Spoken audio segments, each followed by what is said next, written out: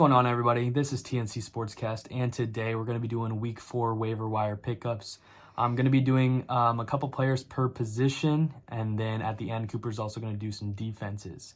If you haven't, go ahead and subscribe, like the video, go check out our TikTok, posted a video today on the number one players per position. But other than that, let's get to it. All right, starting off with quarterbacks here. Our first one is Andy Dalton on the Carolina Panthers. First start last week, and wow, he played really good. 26 for 37 for 319, 3 touchdowns, 0 picks, finishing off with 24.56 points. Finishes as probably the top 5 QB this week. I mean, he played really well against a tough Las Vegas Raiders defense, and I think he could keep it going. I think he's obviously the starter. I guess Bryce Young was the problem, even though I think I think Bryce Young will be okay somewhere else if he gets traded. But he made Deontay Johnson look relevant. He had 12 targets, and Deontay Johnson finished with 25 as well. Chuba Hubbard did well. I think this rises Jonathan Brooks' stock a little bit. I think you could buy him a little bit lower, buy now, since he's going to be coming back soon. But I think Andy Dalton is a pickup for sure if you're dealing with quarterback injuries and you want to have a better quarterback. Alrighty, so our next quarterback we're going to do, I don't know why all the old guys are balling right now, but Geno Smith had a great game, beat the Miami Dolphins. I know they didn't have Tua, and Tyreek and them were they didn't get targeted. But Geno had a pretty decent game, did have 2 interceptions, but 26 for 34 for 289, so a good amount of passing yards. Finished with 13. Yes, I think that's mainly because he had the 2 interceptions, but before that he had 18 points and 17 points, and that's not bad for a waiver wire pickup quarterback. The new offensive coordinator is definitely using DK now, using JSN, using Tyler Lockett, and Geno's been balling. He's been airing the ball out, and they're 3-0. Leading that division right now. I don't think anybody saw that coming, but they're doing it, and definitely go pick Geno up. All right, starting off for running backs, we got actually a Bears player, baby, but Roschon Johnson, the RB2 for the Bears right now, behind DeAndre Swift. I think he has taken his role as the RB2. Khalil Herbert has stepped down. He doubled his carries, and he had 5 more targets compared to Khalil Herbert's 0. He had 8 carries for 30 yards, which is about 4 yards per carry, which isn't bad, and 5 targets for 4 receptions at 32 yards, which is a pretty good stat line for a running back that's an RB2. He finished with 10.2 points, which isn't bad, but as we've seen, DeAndre Swift has not been playing well, so I think Roschon Johnson will tick into his role, and he will produce. All right, our second running back that we're doing is Emmanuel Wilson. I know we just talked about a Bears running back, but look who's 1-2 and look who's 2-1. Just saying. But Josh Jacobs is getting used a ton right now. He is definitely the lead back. But if he gets hurt, Emmanuel Wilson's the guy.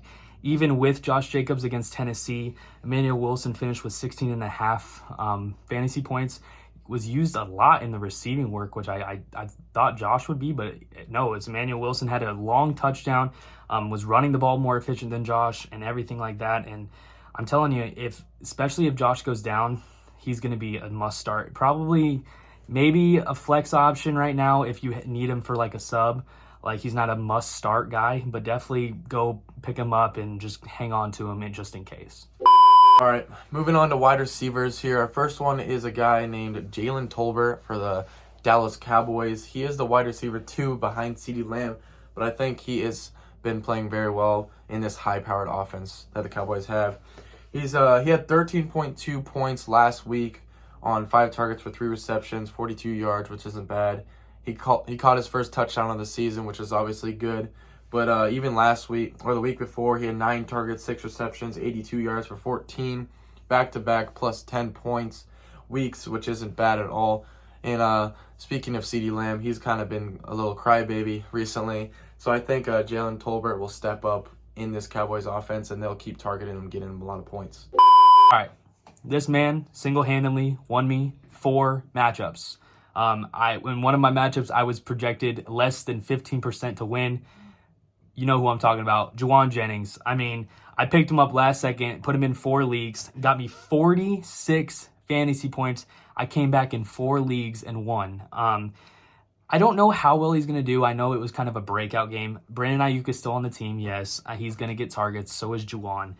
They play the Patriots this coming week, so it's a good secondary, but I feel like they're gonna try to go after Ayuk more. So I mean, Juwan definitely could be a solid flex option.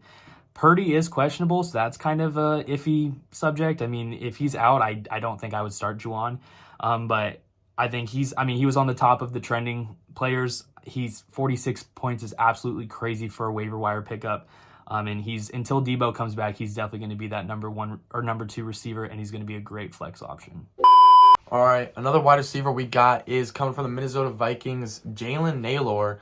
He's kind of the wide receiver 2 right now while Jordan Addison is hurt. He might be back this week. We do not know yet. But, I mean, he's been balling recently. 3 touchdowns all 3 weeks. I mean, he had 14 on week 2.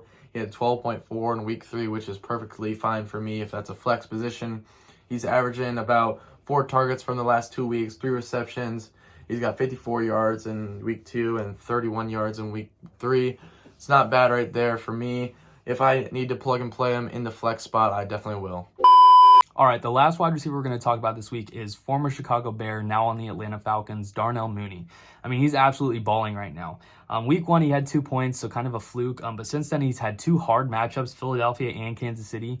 Philadelphia, he had 17 fantasy points, and then just now he played Kansas City, he had 14 fantasy points. He had 8 receptions he got targeted 8 times and had 8 receptions this week, and he's absolutely balling. He only has 1 touchdown on the year. But still got 14 points on just getting the ball. I mean, a lot of the good corners are going over to Drake London's side, and Darnell Mooney's getting kind of that second string corner. So, I mean, Kirk's giving him the ball, he's giving him the opportunities, and he's definitely a solid flex option for your fantasy team. All right, moving on to tight ends here. We got the one and only Cole Kmet coming from the Chicago Bears. He didn't really play much like tight end role. He was kind of a blocking tight end, which kind of sucked in week 1, week 2. I know that he's better than Gerald Everett. I saw way too much Gerald Everett in week 1 and week 2. So I'm really glad that he got utilized in week 3, getting 81% of the snap share, 11 targets, 10 receptions, 97 yards, and hauled in a touchdown, which is really good for a tight end compared to all these other tight ends like Mark Andrews going for 0. I mean, it's way better in my opinion. But if he's on your waivers, I would go pick him up. He's picked up at 48%, so maybe he's not. But in these bigger, smaller leagues, then maybe he is. So I would go see if he is. All right, our last tight end that we're going to talk about is on the Commanders, Zach Ertz. Honestly, any tight end you're going to pick up on waivers is doing a lot better than any of the ones that got picked up early in the draft. I mean, Mark Andrews had 0 points. Trey McBride isn't doing much. Sam Laporta isn't doing much. Travis Kelce isn't doing much. He had 5 points week 1, 10 points week 2, and 8 points last night. So honestly, for a tight end, those aren't bad numbers. He's playing 65% of the snaps about average. He's gotten 4, and 5 receptions in the games, and doesn't look like he's gotten a touchdown, but that's not bad numbers for a tight end. That position, I really wish I could just take it out of my league because I have Mark Andrews and Travis Kelce in a lot of leagues. But definitely go pick up Zach Ertz if you're having issues like me, and he could definitely be a solid tight end for you. All right, we got 2 defenses for you. First one here is going to be Miami Dolphins defense. They haven't been doing too well this year, having 8 points, 0 points, 7 points, but they're playing against the one and the only Will Levis, averaging probably 1 pick a game. They're not going to score many points, I don't think. So I think this is going to be one of the lowest games this season. So I think realistically both defenses will be a good pickup with that D-line on the Titans. You could pick them up for sacks. But if I'm a defensive coordinator, I'm sending a lot of pressure at Skylar Thompson because I know he can't handle the pressure. So I think they're going to get a lot of sacks, which causes picks, stuff like that. But the second defense that I'll be talking about is the Kansas City Chiefs going against Los Angeles Chargers. I think this really has to deal with if Justin Herbert plays. If he does play, I'm not really thinking about picking him up that much. But if he doesn't, I mean, Easton Stick is going to be playing, so I'm going to be doing the same thing that the Titans are doing, sending a lot of pressure, getting this guy, make him throw picks, have a low-scoring game. So I think they're going to be putting up a lot of points. I mean, they're averaging a fumble recovery like half of the games. They got a touchdown. So I think the Chiefs defense are a really good pickup there.